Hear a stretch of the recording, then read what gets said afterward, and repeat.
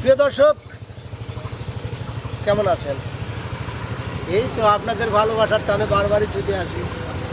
আজকে চলে আসছি কিন্তু আমরা সুন্দর একটা পরিবেশে, মানে কি বলবো, মনোমুগ্ধকর পরিবেশ।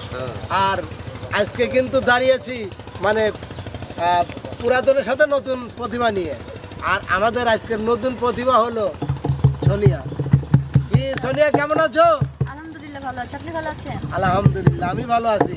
শোনো, আমরা নিজেরা তো ভালো থাকলে হবে না, দর্শকদেরকে ভালো রাখতে হবে। তাহলে কি করতে হবে? ভালো বিনোদন দিতে হবে। ঠিক আছে, তো ধরো কি গান শোনাইবা? ধরো